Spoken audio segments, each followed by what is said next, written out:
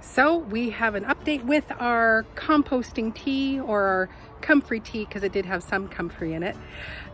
So I just wanted you to take a look at this. Here we have our pumpkin, and this is him from last week. And then within a couple of days, the darker green, you can see up here how it's lighter green, then it just turned to darker green, and then 2 days later we had a whole brand new piece start out with flowers. The smaller one, which was much more unhealthy, he again, leaves are starting to go green. And so I am going to be feeding these. I'll check to see if it can be weekly. This watermelon here, he was vining out, but he has grown more, as you can see. So we're gonna see if this is the ticket. So I'm super impressed with what it's done. So I only had my 5-gallon bucket of, I'm gonna call it just composting tea. And so I really would like to have, you know, the size of a garbage can with a spigot, but unless I make that myself, I don't think I'm gonna find that in a reasonable price, let's just say. So I found an old garbage can of mine, and I'm just going to convert it. I've taped it because it did have some cracks in it, and so I just put some tuck tape on it, and we're gonna make more because I plan to, if I can be putting out composting tea on everything weekly or bi-weekly, I am sold.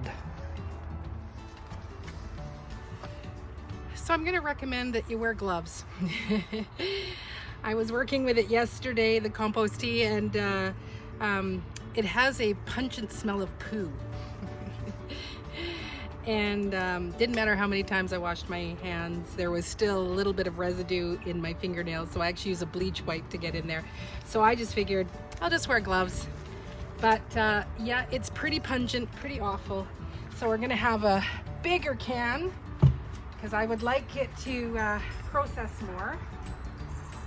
The flies absolutely love it. And we did use some yesterday on the tomatoes and the peppers. So I'm going to dump this.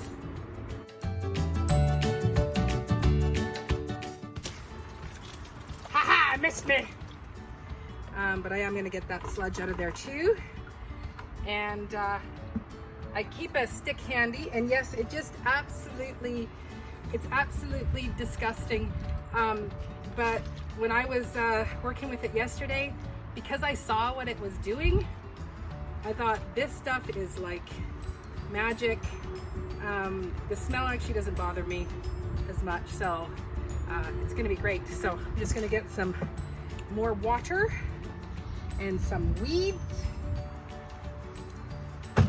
So what I decided to do is I'm just gonna use a container like this. This just got some old water in it, so rather than waste it. So I'm gonna actually use this as my dispenser to put into my watering can. Now, another thing I would recommend is use a watering can that's like this, so that you just get kind of a direct. When you have the one that's got all the slots on it, of course there's gonna be little pieces broken off that will get stuck in it. I found that this old broken one worked out fantastic. And I'll just use something like this so I can lid it again. So, it fell in! Good thing I had gloves on. And so I just went and grabbed some weeds. I've got some broccoli leaves. I've got a couple of pieces of comfrey. And I think they do recommend that you know, big pieces like this, that you should actually shred them. I didn't do those 2 pieces in there, but they're fine. It just helps, I think, with the breakdown process, and a few other leaves. And then I got a whole bunch of bindweed that I'm gonna toss in there, and some grass clumps, even a little bit of dirt. Oh, the flies are just loving it.